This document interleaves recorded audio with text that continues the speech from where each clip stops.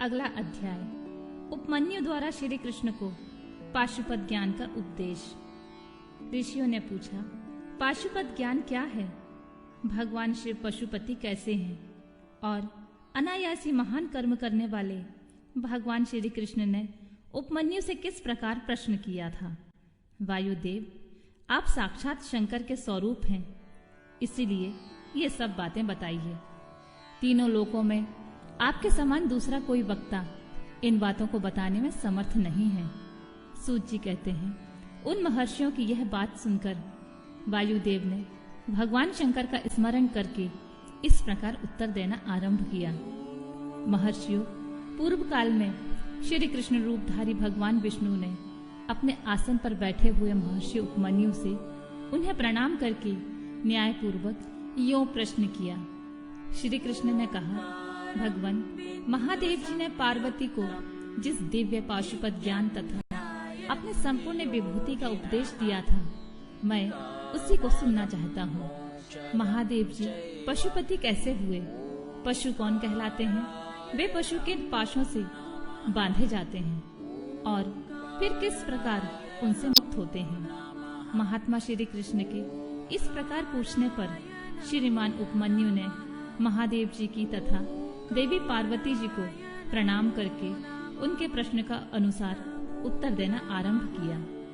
उपमन्यु बोले, देवकी नंदन, ब्रह्मा जी से लेकर स्थावर पर्यंत जो भी संसार के वशवर्ती चराचर प्राणी हैं, वे सब के सब भगवान शिव के पशु कहलाते हैं और उनके पति होने का कारण देवेश्वर शिव को पशुपति कहा गया है।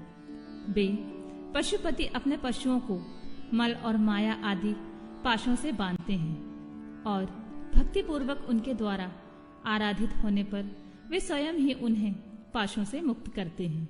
जो 24 तत्व हैं, वे माया के कार्य एवं गुण हैं, वे ही विषय कहलाते हैं। जीवों को बांधने वाले पाश वे ही हैं।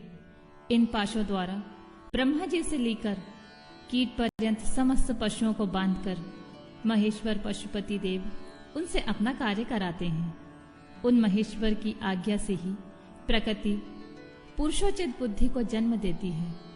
बुद्धि अहंकार को प्रकट करती है तथा अहंकार कल्याणदायी देवादिदेव शिव की आज्ञा से 11 इंद्रियों और 5 तन्मात्राओं को उत्पन्न करता है। तन्मात्रा भी उन्हीं महेश्वर के महान शासन से प्रेरित होकर क्रमशः 5 महाभूतों को उत्पन्न करती हैं।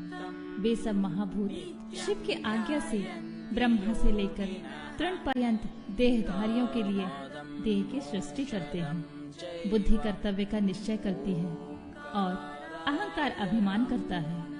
चित्त चेतता है और संकल्प विकल्प करता है। श्रवण आदि ज्ञानेंद्रियां पृथक पृथक शब्द आदि विषयों को ग्रहण करती हैं। वे महादेव जी की आज्ञा बल से केवल अपने ही विषयों को ग्रहण करती हैं।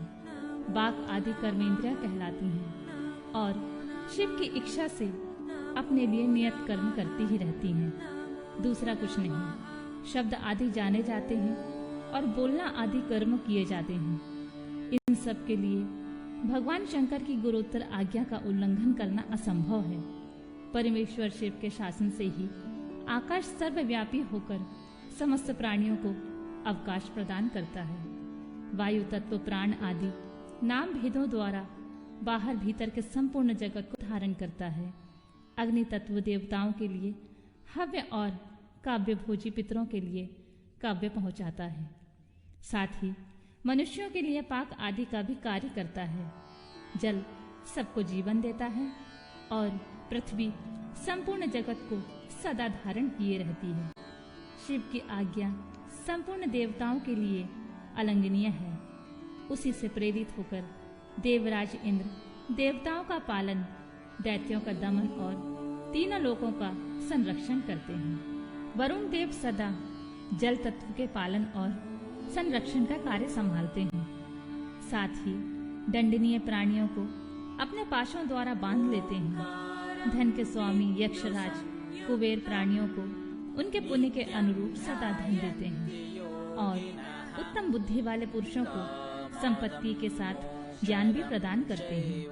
ईश्वर असाधु पुरुषों का निग्रह करते हैं तथा शेष शिव की आज्ञा से अपने मस्तक पर पृथ्वी को धारण करते हैं। उन शेष को श्री हरि की तामसी रौद्र मूर्ति कहा गया है, जो जगत का प्रलय करने वाली होती है। ब्रह्मा जी शिव जी की आज्ञा से संपूर्ण जगत की सृष्टि करते हैं और अपनी अन्य मूर्तियों द्वारा पालन और संहार का कार्य भी करते हैं। भगवान विष्णु अपने विभिन्न मूर्तियों द्वारा विश्व का पालन, सृजन और संहार भी करते हैं। विश्वात्मा भगवान हर भी 3 रूपों में विभक्त हो संपूर्ण जगत का संहार, सृष्टि और रक्षा करते हैं। काल सबको उत्पन्न करता है, वही प्रजा की सृष्टि करता है तथा वही विश्व का पालन करता है। यह सब वह महाकाल की आज्ञा से प्रेरित होकर ही करता है। भगवान सूर्य उन्हीं की आज्ञा से अपने 3 अंशों द्वारा जगत का पालन करते, अपनी किरणों द्वारा वृष्टि के लिए आदेश देते और स्वयं ही आकाश में मेघ बनकर बरसते हैं। चंद्रभूषण शिव का शासन मानकर ही चंद्रमा औषधियों का पोषण और प्राणियों को आनंदित करते हैं। साथ ही देवताओं को अपनी अमृतमय कलाओं का पान करने देते हैं। आदित्य, वसु, रुद्र, अश्विनी कुमार, मरुदगण, आकाशचारी, ऋषि, सिद्ध, नारायण, मनुष्य, मृग, पशु, पक्षी, कीट आदि स्थावर प्राणी, नदियों, समुद्र, पर्वत, वन, सरोवर, अंगों सहित वेद शास्त्र, मंत्र, वैदिक स्त्रोत और यज्ञ आदि कालाग्नि से लेकर शिव पर्यंत भुवन उनके अधिपति, असंख्य ब्रह्मांड, उनके आवरण, वर्तमान, भूत और भविष्य, दिशा, विदिशाएं, कला आदि काल के भिन्न भिन्न भेद तथा जो कुछ भी इस जगत में देखा और सुना जाता है, वह सब भगवान शंकर की आज्ञा के बल से ही टिका हुआ है। उनकी आज्ञा के बल से यहाँ पृथ्वी, पर्वत, मेघ, समुद्र, नक्षत्रगण इत्यादि देवता, स्थावर, जंगम अथवा जड़ और चेतन सबकी स्थिति है।